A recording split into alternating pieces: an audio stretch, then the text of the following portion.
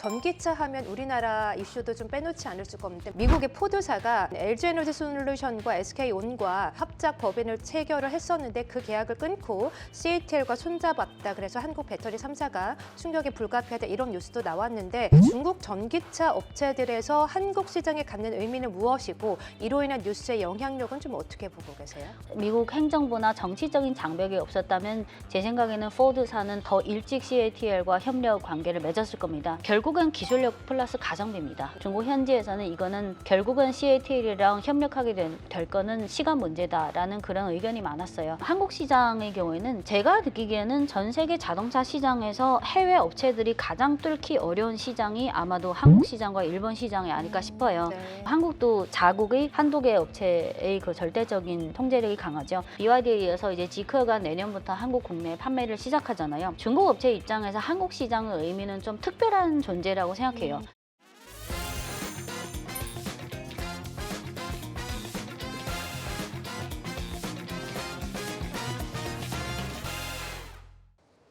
네, 자 여러분들의 투자 DNA를 조금 더 넓혀보는 시간이죠. 투자 인사이트 순서입니다. 자 오늘의 주제는요. 중국의 전기차 질주에 대한 이야기를 해볼까 합니다. 자 요즘 심심치 않게 우리나라에서도 중국의 전기차를 많이 볼 수가 있습니다. 아마 TV를 보신 분들은 BYD 광고도 좀 많이 보셨을 테고 이로 인해서 중국의 전기차가 글로벌 시장 확장세가 점점 가속화되고 있다는 얘기가 나오고 있는데요. 오늘은 이에 대한 이야기를 좀 심도 있게 나눠보도록 할 텐데 일단 찐님 전문가님은 아무래도 또 중국 국적이시니까 중국의 전기차가 이렇게 글로벌에서 인기를 끄는 이유, 글로벌 경쟁력을 갖는 이유 어디에 있다고 좀 보실까요?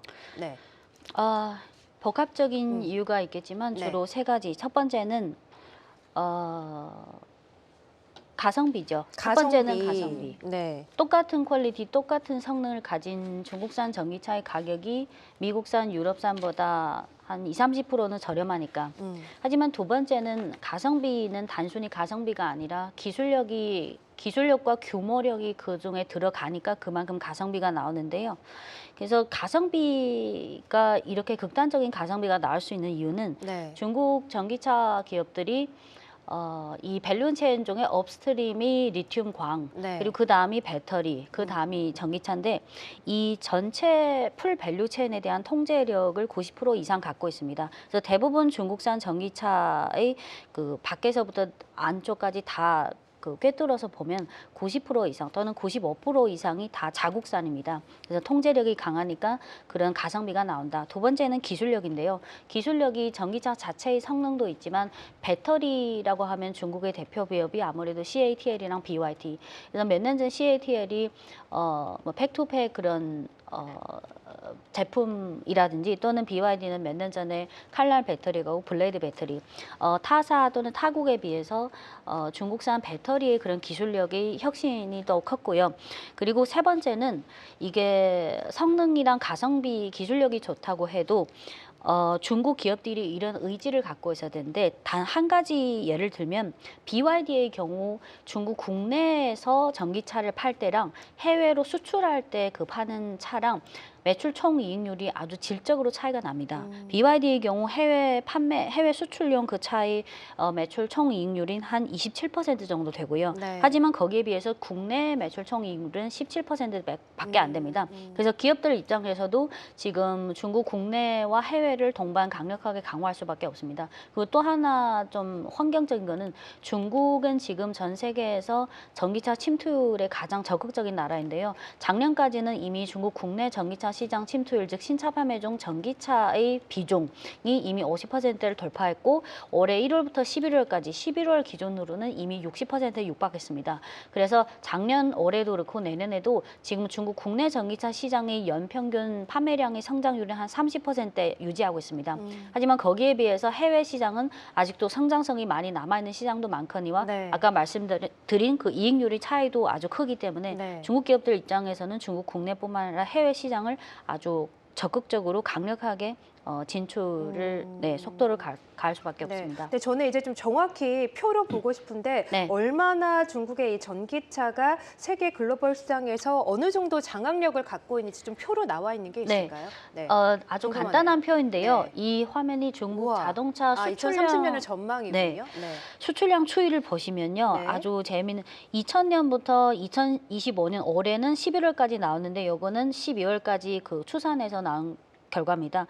근데 2020년에는 100만 대, 2021년부터 연간 한 평균 100만 대 추가하는 속도로 계속해서 급증하고 있는데 2021년부터 200만 대, 300만 대, 500만 대, 600. 그리고 올해는 대체로 한 700만 대를 돌파할 전망이고 내년에는 800. 그 중국 현지 기관 전망에 의하면 2030년이 되면 중국산 자동차의 수출량이 한 1000만 대를 돌파할 거다.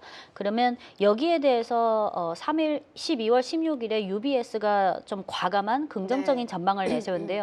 UBS의 전망은 2030년이 되면 5년 뒤네요. 전 세계에서 중국의 그 전기차의 시장 점유율이 30%까지 뚫을 수 있다. 근데 요거는 좀 긍정적인 전망이지만 오랜만에 UBS에서 이렇게 과감한 전망을 내세운 것도 참 의미가 있다고 생각해요. 네, 2030년에서 30년까지 한 30% 정도 더 좀 늘어날 것이다라고 봤는데 그러면 찐님 전문가님 의견도 이런 성장세가 앞으로 꾸준히 좀 이어질 것이다. 좀 긍정적으로 보고 계시는 편인가요? 그리고 중국 내에서 지금 전기차 업체들이 굉장히 많은데 어떤 업체가 압도적으로 좀 1위를 하고 있는지도 궁금해요.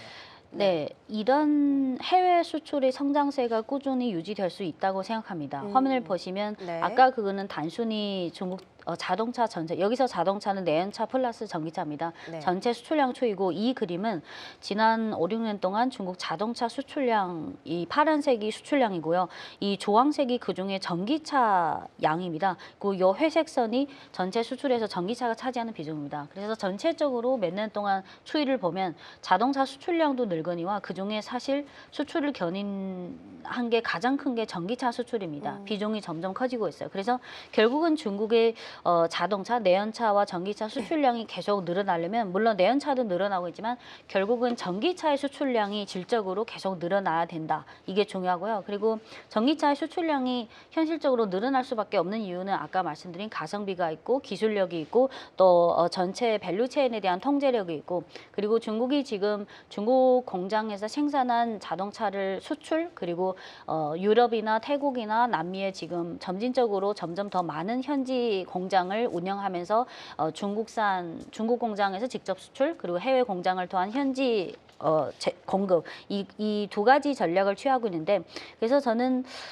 며칠 전에 아까 말씀드린 그 UBS의 그 과감한 전망이 물론 그때 가서 그 숫자를 정확히 채울 수 없을 수도 있지만 이게 아주 의미가 있는 전망이라고 생각해요. 네. 근데 이제 중국의 전기차가 특히 유럽 내에서 그 압도적인 비중을 좀 차지하고 있는 거죠.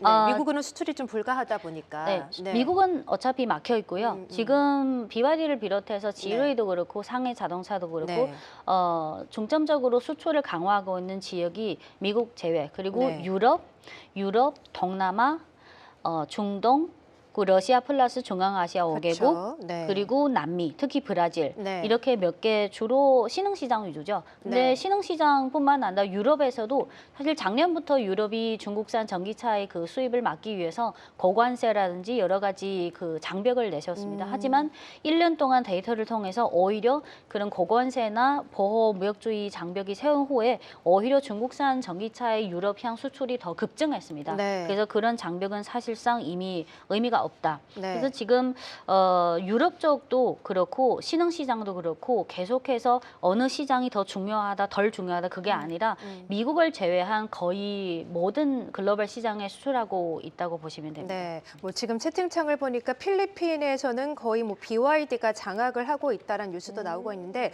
지금 제 화면을 함께 보도록 할게요. 최근에도 의미 있는 기사가 나왔는데 사실 미국이나 유럽이나 이 내연기관차에 대한 규제가 상당히 상당히 엄격했는데 네. 트럼프도 내연기관차에 대한 규제를 좀 완화하는 분위기고 네. 유럽연합도 원래는 2035년에 내연차 판매를 완전히 금지하겠다는 법안이 그 계획을 추진하고 있었는데 이 계획을 철회하고 네. 내연차 판매 금지 계획을 폐기했다는 뉴스가 좀 나왔거든요. 그 이유가 자국에 있는 자동차 생산 업체들이 너무나 장사가 안 되고 전기차, 특히나 이 중국의 전기차들이 자국 내 시장을 독점하다시피 하니까 중국 전기차를 견제하기 위해서 이런 법안 계획을 폐기했다는 소식이 나오고 있거든요. 네. 이런 뉴스가 중국 전기차 업체들에게는 악영향을 끼칠 수밖에 없을 것 같은데요. 네, 네. 지금 단기적으로 또는 겉으로 봤을 때는 악재죠. 음. 하지만 과거의 사례를 보면 상대적인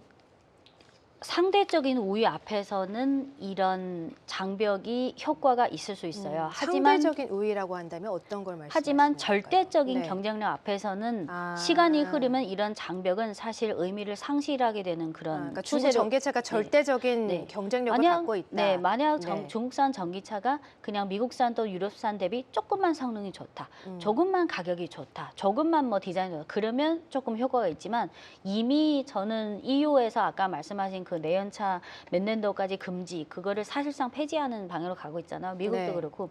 근데 이미 중국산 전기차가 미국을 제외해서 전 세계로 이미 급성장하는 이런 속도로 해외 진출을 하고 있고 더 강화하기 때문에 저는 EU 쪽에서 이런 장벽을 발표할 거면 지금 타이밍에 와서 발표한 거는 물론 자국 업체에 대한 보호를 위한 그것도 있지만 네. 좀 시기적으로 늦지 않았나라는 느낌이 듭니다. 그러니까 절대적인 경쟁력이 있기 때문에 중국 전기차에 대한 충격은 별로 없을 것이다. 네. 네, 그리고 네. 예를 들어서 네.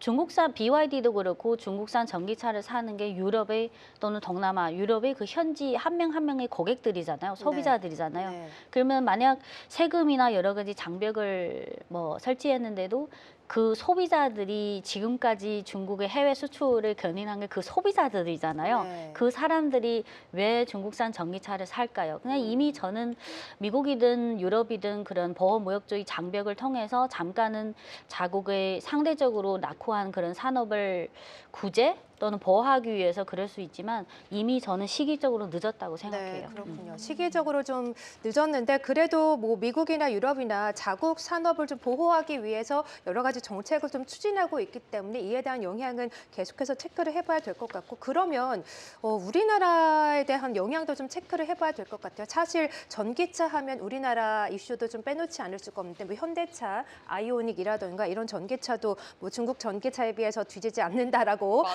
개인적으로 생각을 하고 있습니다만 최근에 중국 전기차가 워낙에 좀 빠르게 앞서 나가고 있다 보니까 우리나라 업체들이 설 자리가 좀 줄어든다는 소식도 있고 오늘 제 화면을 보시면 오늘 이제 어제 나온 뉴스죠. 중국의 이제 미국의 포드사가 이제 원래는 LG에너지솔루션과 SK온과 또 합작 법인을 또 체결을 했었는데 그 계약을 끊고 CATL과 손잡았다. 그래서 한국 배터리 3사가 충격에 불가피하다 이런 뉴스도 나왔는데 중국 전기차 업체들에서 한국 시장에 갖는 의미는 무엇이고 이로 인한 뉴스의 영향력은 좀 어떻게 보고 계세요? 우선 방금 앵커님 말씀하신 포드사와의 그거는 1년 전부터 이미 진행된 이슈인데요. 처음부터 만약 미국 행정부나 정치적인 장벽이 없었다면 제 생각에는 포드사는 더 일찍 CATL과 협력 관계를 맺었을 겁니다. 하지만 중간중간에 미국과 한국과의 관계, 그리고 업체 간의 관계, 그리고 미국의 대중국 여러 가지 제재 조치도 있었지만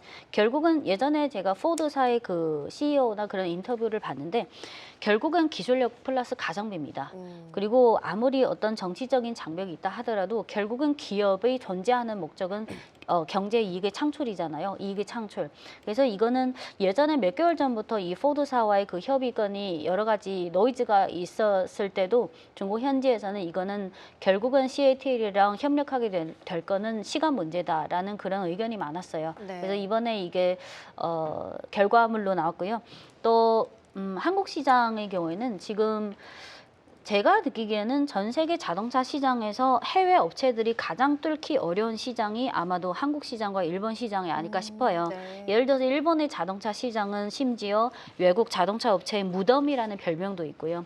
그리고 한국도 자국의 한두 개 업체의 그 절대적인 통제력이 강하죠. 하지만 중국 입장에서 BYD도 그렇고 중국의 뭐 길리 자동차 산하의 지커도 그렇고 BYD에 이어서 이제 지커가 내년부터 한국 국내에 판매를 시작하잖아요. 중국 업체 입장에서 한국 시장의 의미는 좀 특별한 존재라고 생각해요. 그래요? 왜냐면 한국 시장에 들어온 시점이 아주 늦잖아요. 유럽 이미 많이 진출했고 동남아, 중동, 러시아, 중앙아시아, 남미, 아프리카까지 그리고 BYD는 일본까지도 뚫었고요. 맨 마지막에 들어온 시장이 어떻게 보면 시기적으로 한국인 것 같아요. 네. 그래서 하나 예를 들면 BYD는 뭐 잘 아시고 중국의 길리 자동차, 질리 자동차 산하의 전기차 업체가 지커라는 회사가 있는데 네, 지리 자동차. 네, 부분이죠? 지커가 요 몇 가지 시리즈가 있는데 내년 정확히 몇 월 며칠인지 모르겠지만 내년부터 요 이 중에 순수 전기차 SUV 요 지커 7X라는 요 모델을 아마도 내년부터 한국에서 판매하게 될 겁니다. 근데 한국 시장이 중국 업체에 있어서 어떤 의미를 가지냐면 제일 마지막에 들어왔잖아요. 그러면 글로벌 자동차 시장을 보면 한국 소비자들도 그렇고 한국의 여러 가지 기술 표준도 그렇고 대체로 비교적 까다롭고 좀 그렇게 뚫기 쉬운 시장은 아니다라는 그런 이미지가 강하죠. 네. 그리고 한국은 또 현대차, 기아차의 그런 통제를 그럼요. 꽉 잡고 있으니까. 근데 네. 이게 상징적인 의미랑 실질적인 의미가 있는데 실질적인 의미는 한국, 미국을 제외한 다른 시장은 이미 다 뚫었기 때문에 마지막으로 한국까지 뚫면 사실상 한국까지 시장이 뚫리면 뚫을 수 있을 뚫릴까요, 거라고 과연? 보시는 저는 거예요? 그거는 네. 시장 점유율로 봐서는 아주 낮은 시장 점유율을 차지할 거예요. 이거 한국에서 저는 뚫는다 한국이 이런 장벽을 의미보다. 설치하든 안 네. 하든 한국 진입의 시장에 여부인 거네요. 한국 시장에서 한국 업체들이 절대적인 통제력은 계속 될 거고 하지만 중국 업체들 입장에서 만약 한국 시장을 뭐 예를 들어 지금은 아직 시작도 안 했으니까 시장 점유율 자체를 논하는 것 자체가 의미 없는 예를 들어서 몇 년 후에 뭐 1%, 2%, 뭐 5%까지 갔다 그러면 이 부분은 한국 시장뿐만 아니라 중국 전기차 업체가 기존에 이미 뚫은 유럽 시장, 동남아 시장, 일본 시장 거기에 대한 시너지 효과가 나요. 그러면 그 시장 입장에서는 한국 시장도 중국 전기차가 이미 뚫었다. 네. 그래서 이거는 실적인 거고 상징적인 의미도 있고 실질적인 그리고 제가 알기로는 일본도 그렇고 한국의 기술 표준이나 여러 가지 소비자들의 니즈 그런 게 좀 다른 신흥국에 비해서는 아무래도 좀 까다롭고 요구가 높은 걸로 알고 있어요. 그래서 저희 그 후배 중 한 명이 사실 지커 자동차 중국 본사에 근무하고 있는데 지난주에 한국 출장을 왔습니다. 그리고 내년쯤에 몇 월이 될지 모르겠지만 한국 법인으로 파견 와서 이제 계속해서 몇 년 동안 근무할 거예요. 그래서 지난주에 후배랑 2시간 동안 얘기를 나눴는데 지커의 사장 말로는 한국 시장이 사실 5천만 인구가 많으면 많고 적다면 적잖아요. 하지만 네. 결코 무시할 수 없는 시장인데 지금 중국 국내가 너무 백열화된 진짜 피 터지게 경쟁하는 상황에서 네. 이미 침투율이 60%고 연평균 성장률이 30% 그러면 한국이 5천만 인구에 불과하지만 지커 입장에서 길리 자동차 회장 입장에서는 한국 시장에 대해서 아주 긍정적으로 생각하고 있어요. 아직은 전기차 침투율이 낮고 그래서 그냥 사무소나 그냥 단순히 한국 현지 딜러한테 위탁하는 방식이 아니라 그것도 있고 이미 한국 법인을 설립해서 이제 본사에서 직원도 파견 그리고 지난주부터 한국 법인 마케팅이나 여러 가지 애프터 서비스 이런 지리 자동차에서요? 직무 네. 그 채용을 계속 진행 중 있습니다. 그래요? 네. 그래서 그렇군요. 저는 그 한국 쪽 기사를 보면 뭐 BYD, 지커 오면 뭐 약간 자극적인 제목이 많잖아요. 네. 근데 저는 이거를 중국이 한국 시장에 대해서 아주 잘 알기 때문에 자국 업체들이 그런 통제력은 그거는 계속 유지될 거고 하지만 예전에 2019년에 테슬라 상해 공장이 가동되고 나서 중국 현지 전기차 시장에 일종의 긍정적인 자극, 매기 효과가 유발된 것처럼 네. 한국도 계속해서 뭐 50년, 100년이고 그냥 현대 기아차 이 두 개로 계속 재미없잖아요. 그래서 그리고 네. 한국 자국 재밌는데요? 업체들도 네. 긍정적인 자극을 받을 수 있고 네. 저는 만약 긍정적인 자극. 그리고 네. 한국인 소비자들 입장에서는 다양한 선택을 할 수 있는 그런 선택권이 주어져서 저는 이게 한국 시장에서 중국 브랜드가 메인이 될 수는 없지만 한국 시장 특성상 하지만 여러모로 길게 보면 부정적인 자극보다는 저는 긍정적인 자극이 될 거라고 저는 생각해요. 네, 뭐 채팅창에서도 한국은 세계에서 몇 안 되는 자동차 생산국이다. 무시하지 맞아요. 말아라. 이런 댓글도 있었는데 글쎄 워낙 저희도 애국심이 있기 때문에 또 현대 기아차가 정말 꽉 잡고 있어서 중국 전기차가 얼마나 침투를 할지 모르겠다만 어쨌든 긍정적인 또 자극은 될 수 있을 것 같다라고 하셨어요. 자, 그러면 투자자 원점에서 어떤 종목을 좀 탑픽으로 중국 전기차에서 저는- 보시는지 짧게 좀 말씀 네, 드려볼게요. 저는 올해 하반기도 BYD를 비롯해서 주가가 많이 둔화됐잖아요. 내년에는 이 중국의 전기차 국내 시장도 그렇고 해외 시장 계속 성장을 하지만 전기차 업체보다는 전기차 업체에 부품을 납품하는 기업 중에 동시에 올해부터 휴머노이드 로봇 부품으로도 동시에 들어가는 그런 좀 양쪽의 호재를 다 받을 수 있는 그런 기업이 더 낫다고 생각해요. 예를 네. 들어서 우리가 과거에 뭐 균승전자라든지 탁보그룹이라든지 영파화상. 그래서 단순히 그냥 전기차 업체에만 국한된 게 아니라 전기차 부품 플러스 휴머노이드 부품 이렇게 양쪽의 수혜를 동시에 받을 수 있는 부품주 위주로 저는 긍정적으로 생각하고 있습니다. 네, 그러니까 자동차를 생산하는 기업보다는 부품주 쪽으로. 왜냐하면- 네, 그래서 어떤 종목? 네. 예를 들어서 종목은 꼭 말씀 안 해주시고. 부품주 중에 탁보그룹이 네. 있고 균승전자가 아, 있고 그쵸. 영파화상 세네 개가 핵심 종목 그리고 네. 삼화, 네. 삼화, 아. 탁보그룹, 네. 균승전자, 영파화상. 절대 네, 하나는 알겠습니다. 말씀 안 해주세요. 네. 그러니까 분산 투자 네, 알겠습니다. 또 이들 종목은 로봇 테마로도 엮이는 맞습니다. 로봇 네. 부품주로도 엮이는 종목들이기 때문에 완성차 업체보다는 부품주 쪽으로 탁보그룹, 균승전자 그리고 삼화 같은 기업들 눈여겨보자라고 그리고 한 가지 하셨어요. 보충 네. 그 내년부터 더 한국 덧붙이시는 건가요? 네. 내년부터 한국 시장에서 네. 판매 예정인 그 지크어 7X SUV 순수 전기차가 음. 작년 8월에 중국에서 출시했는데요. 지금 한국 출시하기 전에 이미 수출하고 있는 나라는 노르웨이, 네덜란드, 스웨덴, 싱가포르, 태국, 말레이시아, 아랍에미리트, 인도네시아, 호주, 멕시코, 브라질 등이 있습니다. 네. 그리고 지금 특히 호주 쪽에서 반응이 아주 좋다. 그리고 가격은 아직 발표한 게 없는데 네. 중국 현지 판매 가격은 한 5천만 원대인데 한국은 또 한국 시장에 맞춰서 구체적인 가격이 측정될 것 같아요. 네, 알겠습니다. 자, 완성차 제조업체보다는 부품주에 조금 더 관심을 가져보자라고 하셨고요.